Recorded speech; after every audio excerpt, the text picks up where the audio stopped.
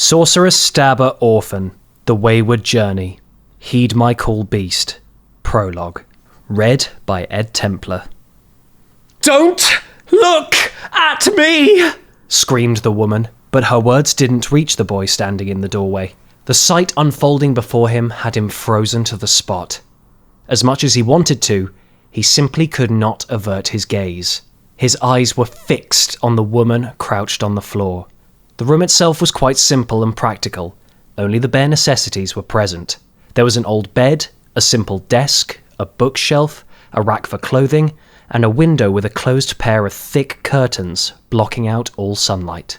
The floor had but a single worn-out carpet, and upon that carpet was an anguished woman, squirming on the ground.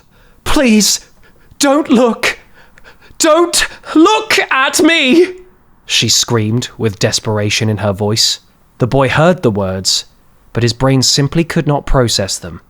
He merely stood in the doorway, unable to move a muscle, as he watched the sight unfolding before him. He was but a young boy of around 15 years of age, and of small build. His short black hair and black eyes reflected a tone of childlike innocence left within him, but it was immediately clear that he was already mature far beyond his age might imply. His general physique was very slim, but he was by no means frail. At first glance, his physique was merely slim, but at a closer look would show his toned muscles that he had gained through rigorous combat practice over the years. His very body had been sharpened like a blade, and so even while rooted to the spot, his stance displayed perfect form. Even with all of his honed instincts and training, however, the situation before him left the boy completely unable to form even a single coherent thought.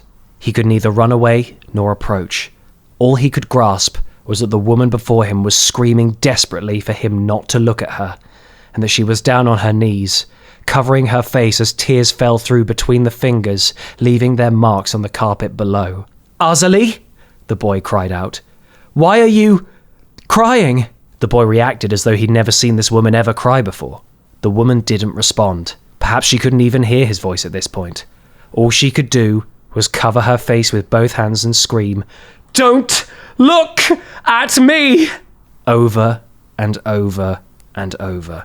The woman in question wore a black robe covering most of her figure. This robe was a sort of uniform reserved for the top black sorcerers of this continent, and was a status symbol that indicated she was highly ranked in the Sorcerer's Institute, known as the Tower of Fangs.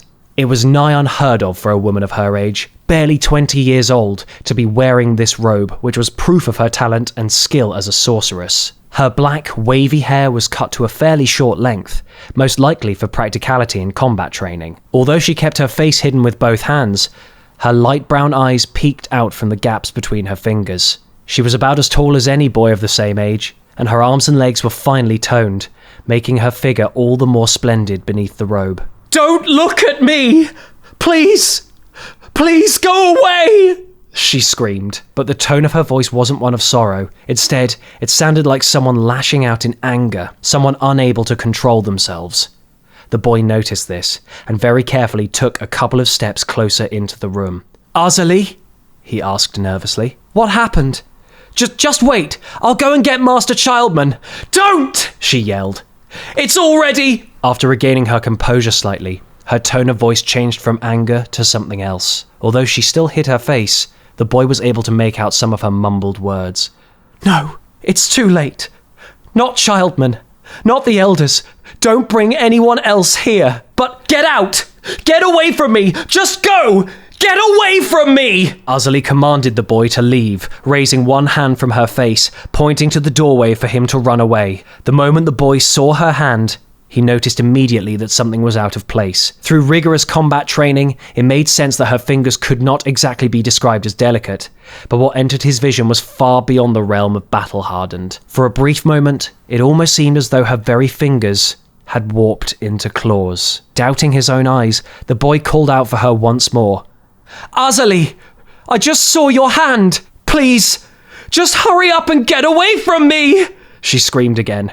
At that very moment, her body began to distort. Suddenly, her wavy black hair burst out into tentacle-like appendages, accompanied by the gruesome sound of flesh being torn apart from the inside. As the nightmarish sounds of bursting blood vessels resounded through the room, inhuman, blood-splattered appendages suddenly began to sprout from within the woman's body. Organs that were clearly not of human origin grew upon the outside of her body, and with a clanging noise her belt fell to the floor, the leather and buckle both torn apart from the strain as her entire body began to expand in a similar grotesque manner. The boy shrieked as he watched the horrific sight unfolding before him, and it was then that the realization finally hit him. The woman before him was currently transforming into something completely inhuman. As her lower body began to expand further and further, the weak fabric of her black robe was gradually torn to pieces. The back of her robe burst open to reveal a pair of blood-spattered wings like those of a bat. But that wasn't all.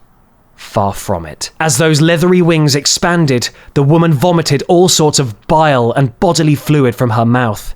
It spilled out onto the floor. From beneath the fingers covering her face, bits of shredded meat and blood leaked through and flowed down onto the ground as her very body structure was ripped apart from within. Her lower jaw fell open so much that it looked as though it were about to fall off, and a lizard's tongue peeked out from within her warped mouth. "Don't look at me!" Only her voice remained unchanged, the desperation in it as apparent as ever. It wasn't the voice of some monster, it was Azali's voice. And none other. "Azali, The boy tried to call out one last time, but he simply couldn't find the words. By this point, his brain simply could not keep up fast enough to compose a coherent sentence. All while the boy tried to figure things out, Azali's grotesque transformation continued. The remains of her robe on her upper body were torn to shreds as her shoulders expanded, growing green scales over them from beneath her skin. In the blink of an eye, her 2 arms had increased to 4. And she had already grown to over 3 meters in height.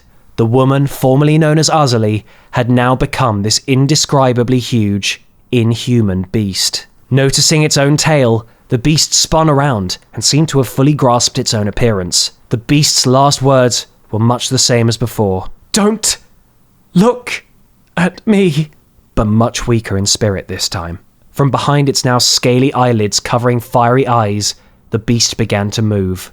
With swiftness unbefitting the colossal creature, it turned to face the window before crashing out of it and tearing a huge chunk of the brick wall along with it. With a thunderous roar following every flap of its wings, the beast broke out of the Tower of Fangs and headed for lands unknown. With panic and anxiety assailing all his senses, the boy ran through the mess of blood and gore straight towards the window. By the time he made it there, though, neither Azali nor her monstrous form were anywhere to be seen. Moving now as in a trance, almost like he were dreaming, the boy examined the interior of the room once more.